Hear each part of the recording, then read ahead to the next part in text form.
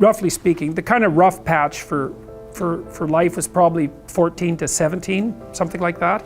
Now I think it's 18 to 25, something like that. And I think the reason for that is that all the jobs that the bloody hippies complained about being doomed to in the 1960s have now disappeared. Their problem was, oh my God, I'm going to go have to work for a corporation and get a salary for the rest of my life.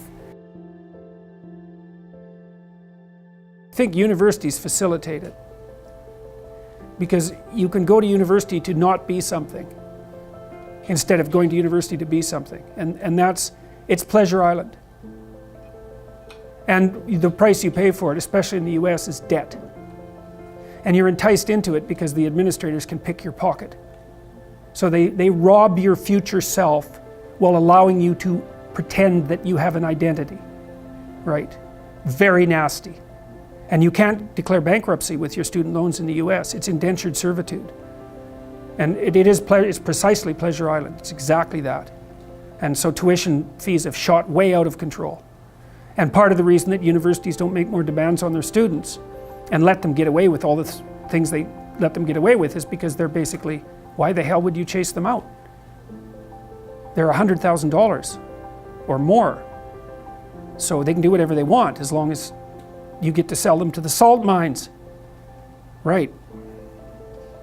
So, and it's not the only reason, because the other thing that's happened is that the rate of technological transformation is so fast now, and the rate of turnover of things is that it is genuinely harder for people who are, say, 18 to 20. When I was a kid, roughly speaking, the kind of rough patch for life was probably 14 to 17, something like that. Now I think it's 18 to 25, something like that. And I think the reason for that is that all the jobs that the bloody hippies complained about being doomed to in the 1960s have now disappeared. Their problem was, oh my God, I'm going to go have to work for a corporation and get a salary for the rest of my life, and then I'll just end up in it with a pension and that'll be my whole life. It's like, well, it seems like a lot better deal than an endless round of part-time Starbucks jobs. So, some of it is that. There's a space now in our culture that is lacking for people to make that transformation from adolescence into adulthood.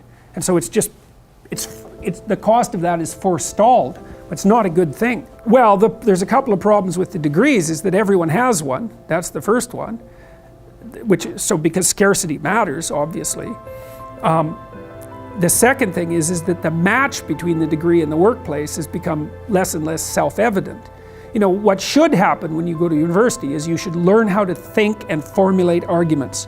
You should learn to think, speak, and write. That's what the humanities are for. They're to make you dangerous, right? Because if you can think and speak and write, you're deadly. In a complex job, you're exactly what's necessary. But if you don't have that, it's like, what the hell good is the degree?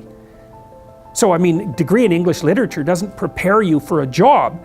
It could make you think, write, and speak, which prepares you for any complex job, and that's what's supposed to happen. But increasingly, I think that doesn't happen. And the employers are waking up to this very rapidly. So, and they've already known that for most complex positions, they have to train their people.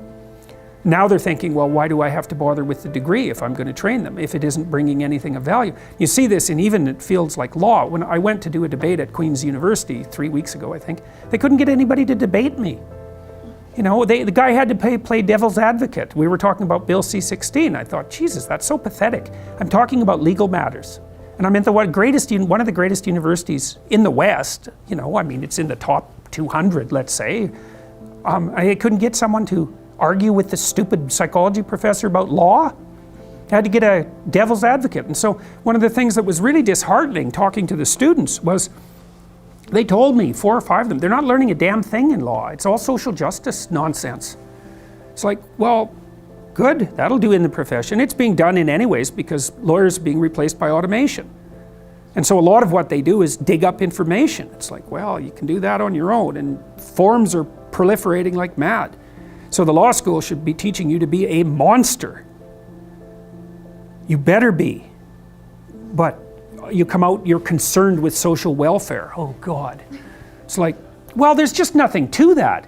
It's like you come out and say you want to be nice to people. Well, that's nice, good, you go right ahead. It's like, I'll go find someone who can do something, and you can go be nice to people and see how effective that is.